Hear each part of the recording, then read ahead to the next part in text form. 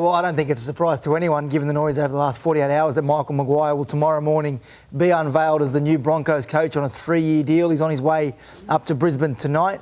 He'll front the media tomorrow. The club will announce him as the replacement for Kevin Walters. And look, you'd be an idiot not to think that this has been going on for some time. You don't move on from Kevin Walters and have a deal done within 24, 48 hours. I'm not suggesting that anything happened while the Broncos were still playing, but once it became obvious in the review that things were escalating with Kevin Walters, my understanding is that some feelers were put out to Michael Maguire. He's always coveted that job. He went for it a few years back and missed out. And when the opportunity came up, the Broncos did a deal. The CEO, Dave Donny, he's previously worked with Michael Maguire at the Melbourne Storm. And this now leaves the New South Wales Blues in a hole trying to find a coach for Michael Maguire, who begged them for a 2-year deal only 12 months ago, and now is walking out after a year. A bit of interesting info I picked up about you call it a review. From what I was told, the way it was done, players were called into a room. They were swiping in via a QR code. I think they did the actual review on a device, maybe it's their phone or something else, and it was done anonymously. So that's an easy way to target somebody or have a very honest opinion. So I don't know, I've never done a club review. Is that, Gus, when you do a player review or end of season review, do you do it anonymously normally, or do you normally talk to a player? I don't know how it's done. I'm not good with technology. So do you talk face-to-face to people? I always talk face-to-face, yeah. Do you think that's unusual?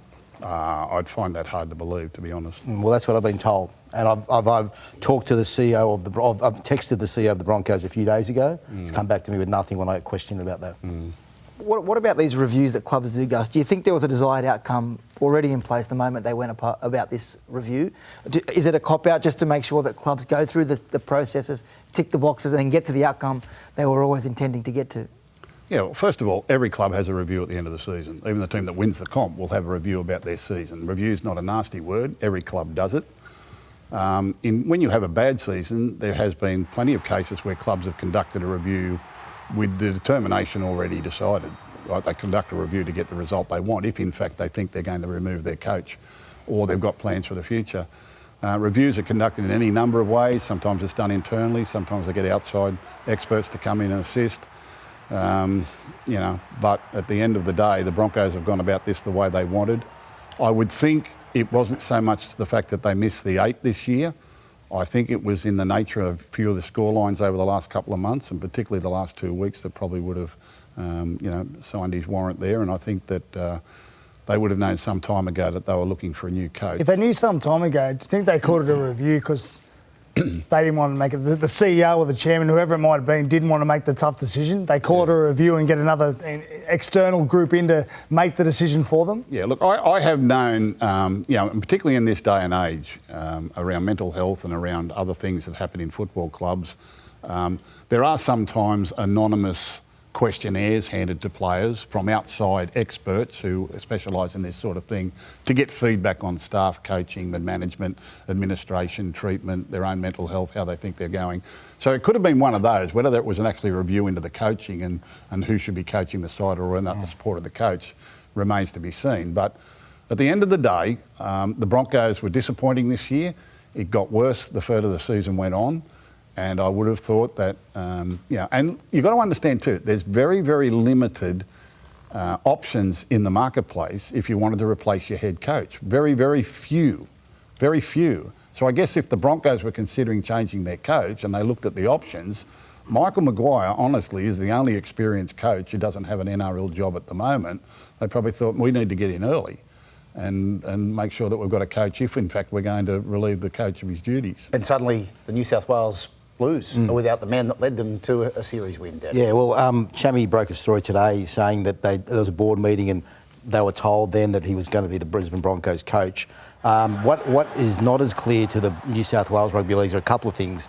They are very, they like to make the point that Michael Maguire wanted a 2-year deal and they are not happy that he pushed for that and then is leaving. I mean, you can sugarcoat everything. They're not happy because he did such a good job and now he's left them in a bit of a position.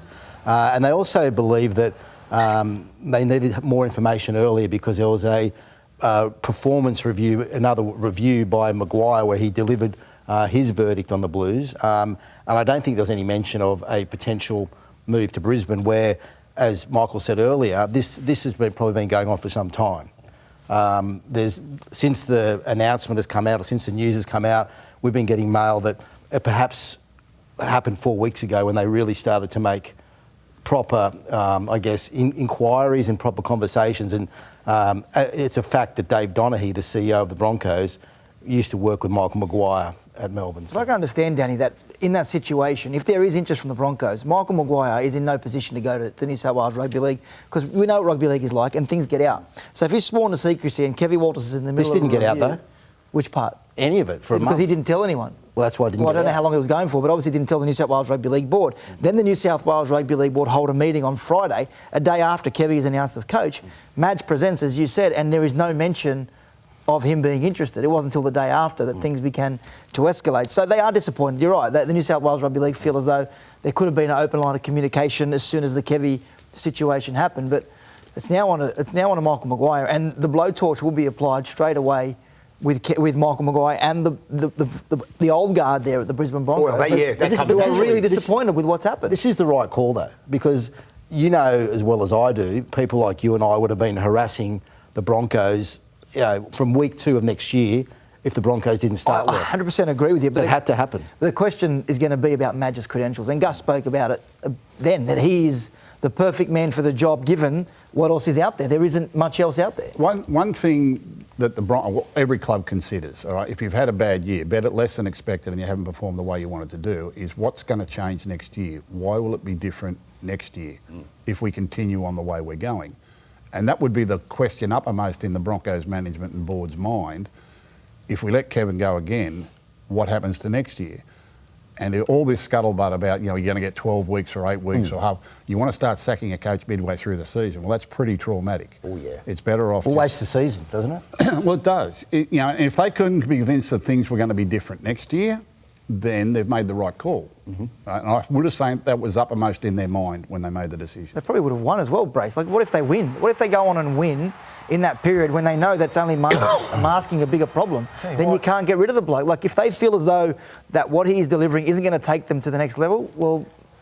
Any issue that he's a former Blues coach and he's not a Queenslander? I think it will be initially to certain players up there, or ex-players up there in Queensland, but at the end of the day, rugby league's about winning. You win games, you perform on the field, start winning, everything goes out the window. I don't think the management or the board need to be asking permission from ex-players or fans or members or sponsors or anything like that. They seem to have so much power up there. That's why you're in, but they shouldn't. Well, they seem to. That's why you have people in leadership to make these sorts of decisions. Now, the proof will be in the eating of the pudding when they go and perform next year. And I've got no doubt that Michael Maguire will bring a lot of the things that they're probably lacking at the moment. Gus, would you consider a third stint as New South Wales coach?